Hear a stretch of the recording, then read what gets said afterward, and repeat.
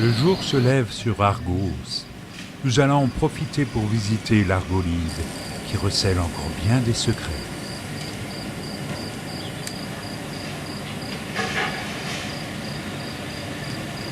Il est 7 heures, Argos s'éveille, et les kiosques sont pleins de journaux.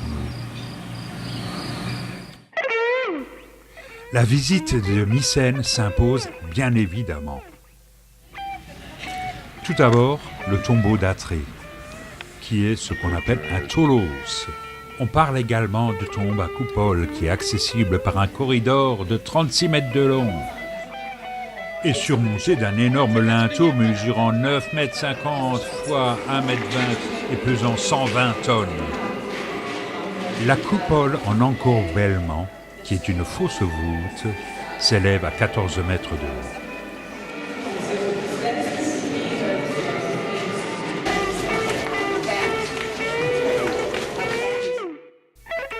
Dans le musée de Mycène, il y a beaucoup de céramique. Il y a aussi le masque d'or d'Agamemnon, mais c'est une réplique. Alors je vous montrerai le vrai qui est à Athènes.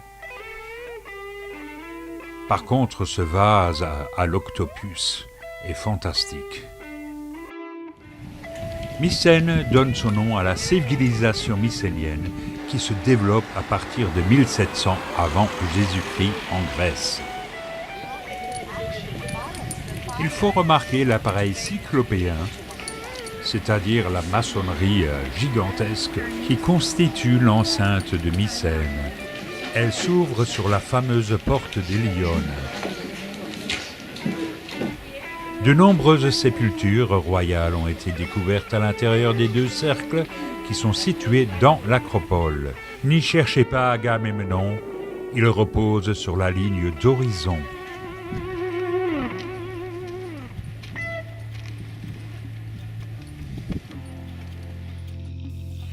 Dans le village de Mycène, les 2 restaurants que nous aimions, Aristide et Spiros, sont désormais fermés définitivement. Ah, il y a encore l'hôtel Pandélis et son délicieux petit déjeuner. Ici, l'église d'Agia Triada, la Sainte Trinité. À l'évidence, elle est construite de matériaux de remploi.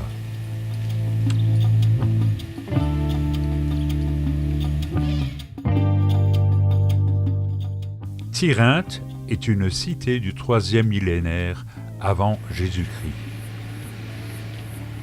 C'était un des principaux centres de l'âge du bronze en Europe.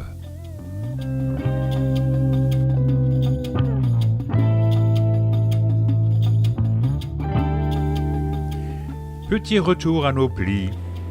Cette fois-ci, on va flâner le long du port, où d'imposants 3 mâts sont amarrés.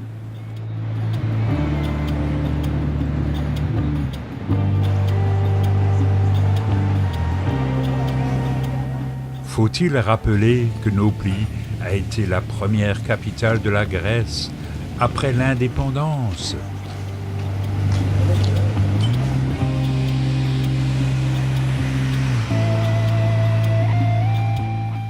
Nous restons à Nauplie le temps de déjeuner.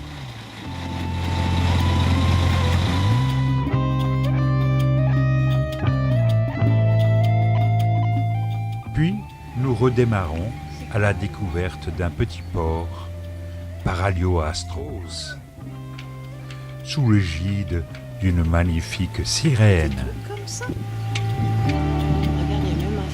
Nous sommes déjà en Arcadie, dans le dème de Sinourie du Nord.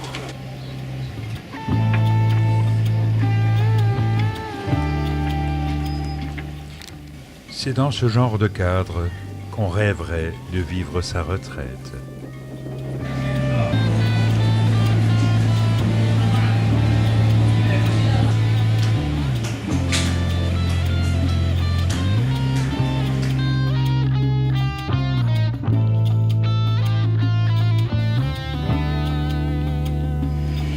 Le village de Kefalari, en fait, c'est le nom du petit sanctuaire qui est situé au-dessus d'une résurgence et à côté d'une grotte. Bon, le rocher semble très mal en point, il a été très consolidé aussi. La grotte fait une centaine de mètres de long environ. Elle présente un stalactite assez énorme. Il s'arrête à 10 cm du sol. La résurgence est à sec. T'as raison, c'est un canard. Et le petit lac, sur lequel il y a un pont, est à sec également. Il y a 16 pyramides en Grèce, et la plus ancienne, c'est celle d'Hellénikon. En fait, c'est un petit fortin qui a été construit au IVe siècle avant Jésus-Christ.